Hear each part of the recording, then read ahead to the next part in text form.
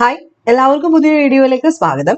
അപ്പൊ ഇന്ന് നമ്മൾ ചെയ്യാൻ പോകുന്നത് കേരള ഹിസ്റ്ററിയുമായിട്ട് ബന്ധപ്പെട്ട ശ്രീധരൻ മേനോൻ സാറിന്റെ ടെക്സ്റ്റ് ബുക്കിൽ നിന്നും ഡയറക്റ്റ് ചോദ്യങ്ങളാണ്, MCQ ചോദ്യങ്ങളാണ്.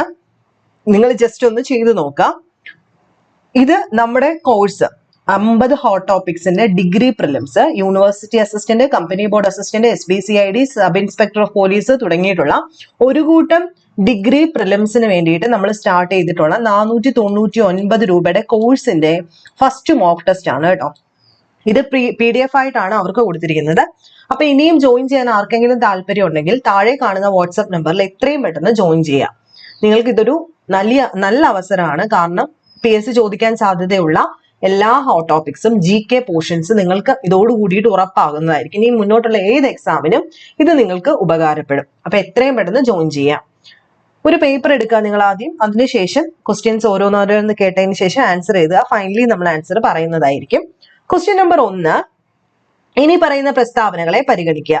1, വാസ്കോഡ ഗാമയെ കോഴിക്കോട് സാമൂതിരി സ്വാഗതം ചെയ്തു. കാരണം രാജ്യത്തിന്റെ അഭിവൃദ്ധി പ്രധാനമായിട്ടും സമുദ്ര വ്യാപാരത്തെ ആശ്രയിച്ചിരിക്കുന്നു എന്ന് അദ്ദേഹത്തിന് തോന്നി.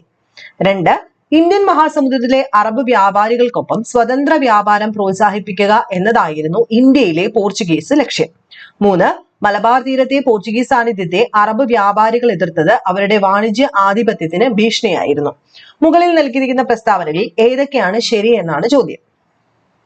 A 1ഉം 3ഉം ശരിയാണ്, B 1ഉം 2ഉം ശരിയാണ്, C 2ഉം 3ഉം മാത്രം, D 1ഉം 2ഉം 3ഉം ശരിയാണ്. ഏതൊക്കെ സ്റ്റേറ്റ്മെന്റ് ആണ് ഇവിടെ ശരി? ഇത് നമ്മുടെ അറൈവൽ ഓഫ് യൂറോപ്യൻസ് എന്ന് പറയുന്നതിനകത്ത് പോർച്ചുഗീസുകാരുടെ വരവ് എന്ന് പറയുന്ന ചാപ്റ്ററിനകത്ത് കിടക്കുന്ന അതേ ലൈൻസ് തന്നെയാണ്. നമ്മൾ ഇത് കൃത്യമായിട്ട് പഠിച്ചതാണ്. കോഴ്സിൽ ജോയിൻ ചെയ്തവരെല്ലാം പഠിച്ചതാണ്. ആൻസർ ചെയ്ത ക്വസ്റ്റ്യൻ നമ്പർ 2, ഇനി പറയുന്ന പ്രസ്താവനകൾ പരിഗണിക്കുക. 1, ഫ്രാൻസിസ്കോ ഡി അൽമേഡയുടെ നീലജല നയം, ബ്ലൂ വാട്ടർ പോളിസി ഇന്ത്യൻ മഹാസമുദ്രത്തിൽ പോർച്ചുഗീസ് നാവിക മേധാവിത്വം സ്ഥാപിക്കാൻ ലക്ഷ്യമിടുന്നു.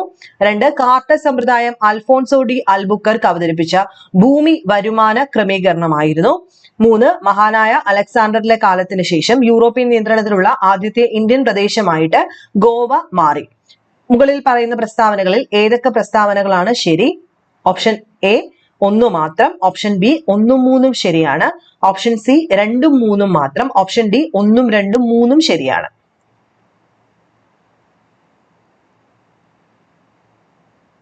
ക്വസ്റ്റ്യൻ നമ്പർ 3, താഴെ 3 പ്രസ്താവനകൾ കൊടുത്തിട്ടുണ്ട്. ഏതൊക്കെയാണ് ശരി? സാൽസറ്റും ബസൈനും മറാഠികൾ പിടിച്ചെടുത്തത് പടിഞ്ഞാറൻ ഇന്ത്യയിലെ പോർച്ചുഗീസ് ശക്തിയെ ഗണ്യമായി ദുർബലപ്പെടുത്തി. 2, ഗോവയിൽ മതവിചാരണയുടെ ആമുഖം പ്രാദേശിക സമൂഹങ്ങൾക്കിടയിൽ മതസഹിഷ്ണുത വർദ്ധിപ്പിച്ചു. 3, പോർച്ചുഗീസുകാർ നിരവധി അമേരിക്കൻ വിളകൾ ഇന്ത്യയിലേക്ക് കൊണ്ടുവന്നു. അത് പിന്നീട് ഇന്ത്യൻ കൃഷിയുടെയും പാചകരീതിയുടെയും അവിഭാജ്യ ഘടകങ്ങളായി മാറി. ഏതൊക്കെ പ്രസ്താവനകളാണ് ശരി? ഓപ്ഷൻ A 1ഉം 2ഉം, ഓപ്ഷൻ B 2 മാത്രം, ഓപ്ഷൻ C 1ഉം 3ഉം, ഓപ്ഷൻ D 1ഉം 2ഉം 3ഉം.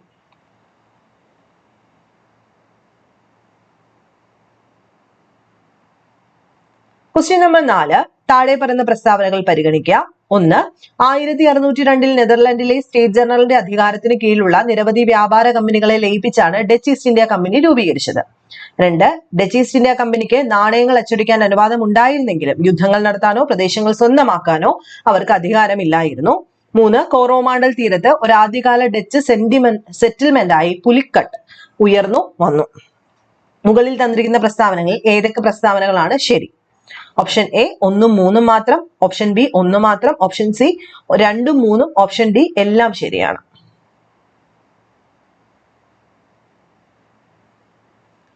ക്വസ്റ്റ്യൻ നമ്പർ 5, ഇനി പറയുന്ന പ്രസ്താവനകളെ പരിഗണിക്കുക.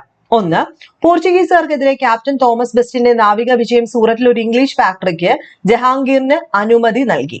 2, ചാൾസ് രണ്ടാമൻ രാജാവിന് സമ്മാനിച്ച ഉടൻ തന്നെ ബോംബെ ഇംഗ്ലീഷ് ഈസ്റ്റ് ഇന്ത്യ കമ്പനിയുടെ ആസ്ഥാനമായി. 3, 1639 ഒരു ഉറപ്പുള്ള ഫാക്ടറി പണിതതിനു ശേഷം മദ്രാസ് ദക്ഷിണേന്ത്യയിലെ ഇംഗ്ലീഷ് സെറ്റിൽമെന്റുകളുടെ ആസ്ഥാനമായി മാറി. ഏതൊക്കെ പ്രസ്താവനകളാണ് ശരി എന്നാണ് ചോദ്യം. ഓപ്ഷൻ A 1ഉം 2ഉം, ഓപ്ഷൻ B 1ഉം 3ഉം, ഓപ്ഷൻ C 2ഉം 3ഉം, ഓപ്ഷൻ D 1ഉം 2ഉം 3ഉം. ഒന്ന് വായിച്ചിട്ട് എഴുതുക.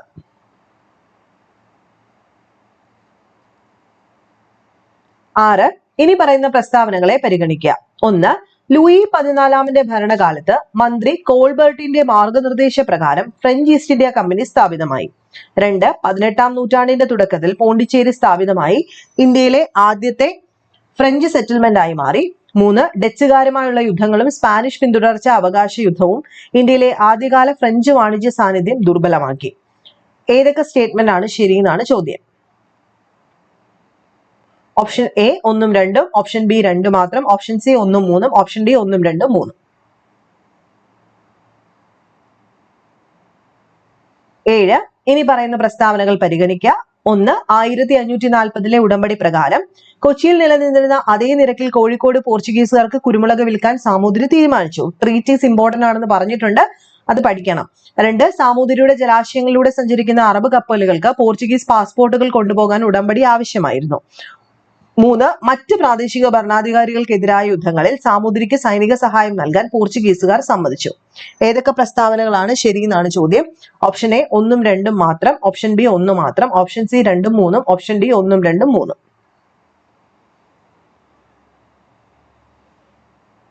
8. ഇനി പറയുന്ന പ്രസ്താവനകൾ പരിഗണിക്കുക. ഡച്ചുകാരും സാമൂതിരിയും തമ്മിലുള്ള 1604 ഉടമ്പടിയാണ് ഡച്ചുകാർ ഇന്ത്യൻ ശക്തിയുമായി ഉണ്ടാക്കിയ ആദ്യത്തെ രാഷ്ട്രീയ ഉടമ്പടി. 2. ഇന്ത്യൻ മണ്ണിൽ നിന്നും പോർച്ചുഗീസുകാരെ പുറത്താക്കാനുള്ള പരസ്പര സഖ്യം ലക്ഷ്യമിട്ടായിരുന്നു ഉടമ്പടി. 3. ഉടമ്പടി പ്രകാരം കോഴിക്കോട്ടെ ഡച്ച് ഇറക്കുമതിക്കും കയറ്റുമതിക്കും കസ്റ്റംസ് തീരുവ നൽകാൻ സാമൂതിരി തീരുമാനിച്ചു. ഏതൊക്കെ സ്റ്റേറ്റ്മെന്റ് ആണ് ശരി? ഇമ്പോർട്ടന്റ് ആണിത്. എ 1ഉം 2ഉം, ബി 2ഉം 3ഉം, ഓപ്ഷൻ സി 1 മാത്രം, ഓപ്ഷൻ ഡി 1ഉം 2ഉം 3ഉം ശരിയാണ്. 9. ഇനി പറയുന്ന പ്രസ്താവനകൾ പരിഗണിക്കുക. പുറക്കാടും കായംകുളവുമായിട്ടുള്ള ഉടമ്പടികൾ ചെറിയ ശക്തികളുമായി അടുത്ത ബന്ധം വളർത്തിയെടുക്കാനുള്ള ഡച്ച് നയത്തെ പ്രതിഫലിച്ചു. 2. പുറക്കാട് കായംകുളം രാജാക്കന്മാർ തങ്ങളുടെ അധീനതയിലുള്ള എല്ലാ കുരുമുളകും ഡച്ചുകാർക്ക് മാത്രമായി നൽകാമെന്ന് സമ്മതിച്ചു. മധ്യ കേരളത്തിൽ മറ്റു യൂറോപ്യൻ ശക്തികൾക്ക് സ്വതന്ത്ര വ്യാപാരം അനുവദിക്കുന്നതിന് ഈ ഉടമ്പടികൾ പ്രകാരം ഡച്ചുകാർ സമ്മതിച്ചു. ഇത് നമ്മൾ കൃത്യമായിട്ട് പഠിച്ചതാണ്. ക്ലാസ് കൃത്യമായിട്ട് ഫോളോ ചെയ്ത് നോട്ട് വായിക്കുന്നവർക്ക് പെട്ടെന്ന് എഴുതാൻ പറ്റും. ആൻസർ ഏതൊക്കെയാണ് ശരി എന്നുള്ളത് എഴുതണം. ഓപ്ഷൻ എ 1ഉം 2ഉം, ഓപ്ഷൻ എ 1 മാത്രം, ഓപ്ഷൻ ബി 1ഉം 2ഉം മാത്രം, ഓപ്ഷൻ സി 2ഉം 3ഉം മാത്രം, ഓപ്ഷൻ ഡി 1ഉം 2ഉം 3ഉം ശരിയാണ്. 10. ഇനി പറയുന്ന പ്രസ്താവനകൾ പരിഗണിക്കുക. കൊച്ചി രാജകുടുംബത്തിനുള്ളിലെ ആഭ്യന്തര തർക്കങ്ങൾ ഡച്ച് ഇടപെടലിന് ഉടനടി സാഹചര്യമൊരുക്കി. 1663 കൊച്ചി പിടിച്ചടക്കിയതിനു ശേഷം കൊച്ചി രാജാവ് ഡച്ചുകാരുടെ ആധിപത്യം സ്വീകരിക്കുകയും കറുവപ്പട്ടയും കുരുമുളകും ഡച്ചുകാർക്ക് എത്തിക്കാൻ സമ്മതിക്കുകയും ചെയ്തു. 1663 ഉടമ്പടി കൊച്ചിയിൽ താമസിക്കുന്ന ഈശോ സഭയ്ക്കും കത്തോലിക്ക പുരോഹിതർക്കും സംരക്ഷണം ഉറപ്പു നൽകിയിരുന്നു. ഏതൊക്കെ പ്രസ്താവനകളാണ് ശരി?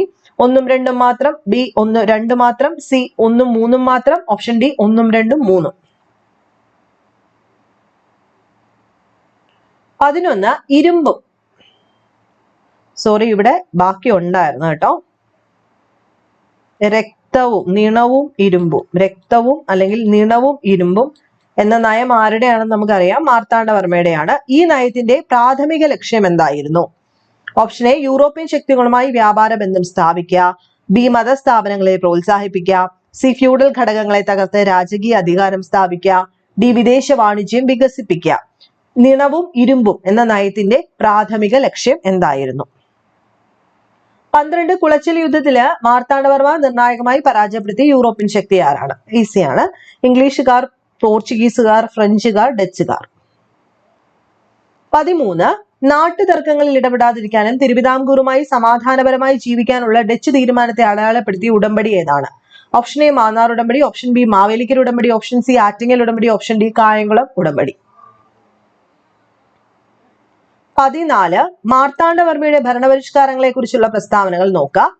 1. മല്ലൻ ശങ്കരൻ ദേവസ്വം ബ്രഹ്മസം ദാനം പണ്ടാരവക എന്നിങ്ങനെ ഭൂമി വർഗീകരണം കൊണ്ടുവന്നു. 2. അദ്ദേഹത്തിന്റെ ഭരണകാലത്താണ് പതിവ് കണക്ക് എന്ന വാർഷിക ബജറ്റ് അവതരിപ്പിച്ചത്. 3. മാവേലിക്കര സൈനിക വകുപ്പിന്റെ ആസ്ഥാനമാക്കി. ഏതൊക്കെ പ്രസ്താവനകളാണ് ശരിയെന്ന് നോക്കുക. ഇത് എല്ലാം ചോദിച്ചിട്ടില്ലെങ്കിൽ പോലും ഇതൊക്കെ ചോദിച്ചിട്ടുണ്ട്, പതിവ് കണക്കൊക്കെ. അപ്പൊ ഏതാണ് ആൻസർ? 1ഉം 2ഉം, 2ഉം 3ഉം, 1ഉം 3ഉം, 1ഉം 2ഉം, 3ഉം ശരിയാണ്. ഇവിടാണ് 1 വരണ്ടേ.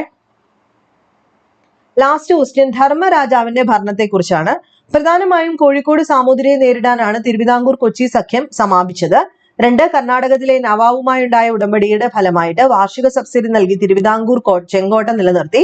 ധർമ്മരാജന്റെ ഭരണകാലത്ത് ഇംഗ്ലീഷ് ഈസ്റ്റ് ഇന്ത്യ കമ്പനിയുടെ തിരുവിതാംകൂറിലെ സ്വാധീനം കുറഞ്ഞു. ഏതൊക്കെ പ്രസ്താവനകളാണ് ശരി?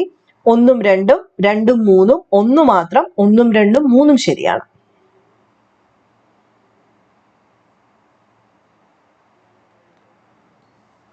സോ നമുക്ക് ആൻസേഴ്സ് ഒന്ന് നോക്കാം. 1 ഓപ്ഷൻ എ ആണ്, 2 option B, 3 option C, 4 option A, 5 option B, 6 option C, 7 option A, 8 option A, 9 option B, 10 option A, 11 option C, 12 option D, 13 option B, 14 option A, 15 option A.